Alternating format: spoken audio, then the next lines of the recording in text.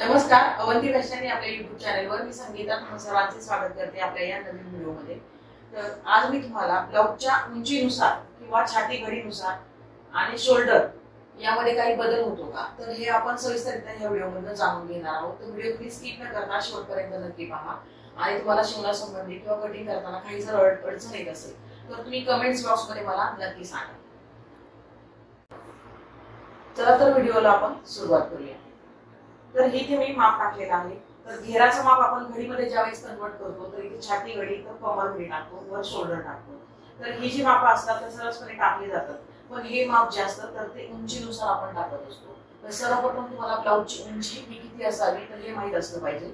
तर ते मी आता तुम्हाला सविस्तररित्या सांगते की ज्यावेळेस तुमचं शोल्डर असतं तर शोल्डर पासून साधारणतः तुमची ब्रा पट्टी जी असते तर ही पोझिशन तर ब्रा पट्टीच्या अगदी 1 ते 1.5 इंच खाली इतकी तुमच्या ब्लाऊजची हाईट असली पाहिजे। इतकी जर तुमच्या ब्लाऊजची जर हाईट असली तर ब्लाऊज तुम्हाला परफेक्ट बसतं आणि फिटिंगलाही खूप छान बसतं।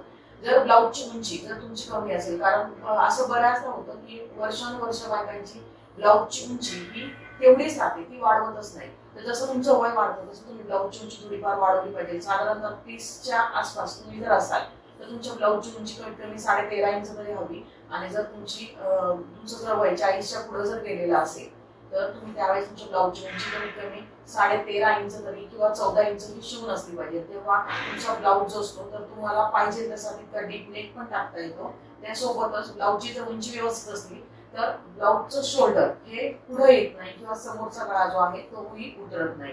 तर हे आपण आज जाणून घेणार आहोत। तर ब्लाऊजच्या उंची तर मी तुम्हाला आता सांगितली आहे की कशा पद्धतीने घ्यायची। ब्रा पट्टीच्या अगदी 1 ते 1.5 इंच खाली इतकी ब्लाऊजची उंची असली पाहिजे। तर आता उंची झाली, उंचीनुसार आता छाती घडीमध्ये काही बदल होतो का, कमर घडीत होतो का, तर नाही होत। तुमची जर उंची ब्लाऊजची किती असू द्या, छाती घडी तुमची 30 राहते आणि कमर घडी तुमची 30 राहते, त्यामध्ये कुठल्याही प्रकारे बदल होत नाही।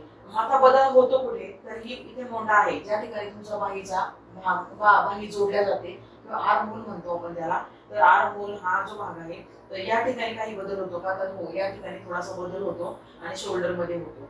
आता शोल्डर मध्ये सर्वप्रथम मी तुम्हाला सांगते की शोल्डर मध्ये काय बदल होतो। तर वर शोल्डरला गळा रुंदी आणि शोल्डर हे 2 पार्ट असतात। गळा रुंदी ही आडव्यामध्ये घेतली जाते, त्याच पुढे शोल्डर घेतले जातात। शोल्डर जे संपते त्या ठिकाणी असते मोंढा।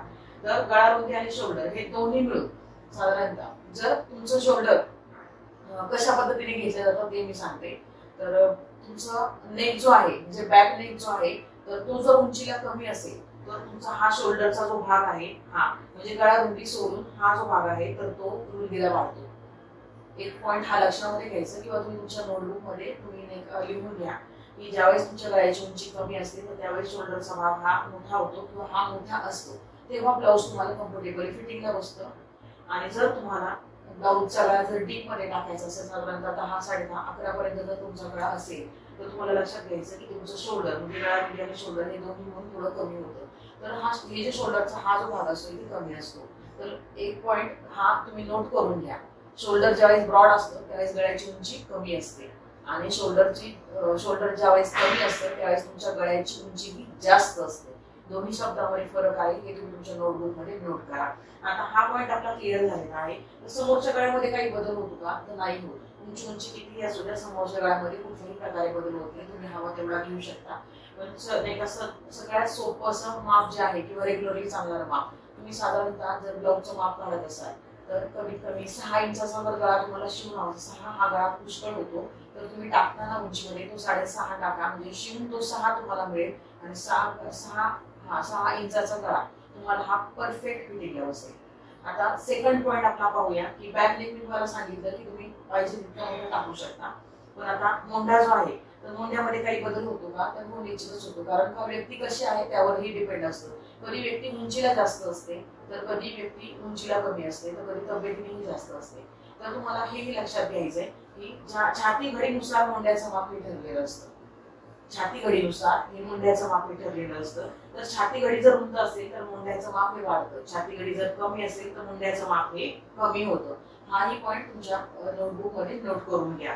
तर आणि उंची जर जास्त असेल, आता सर्वसाधारण ब्लाऊजची उंची किती पाहिजे, तर शिवून कमीत कमी ती 13.5च्या आसपास जर असेल किंवा 13 जर भरत असेल, 13.5 तरी कमीत कमी पाहिजे किंवा 14 पाहिजे।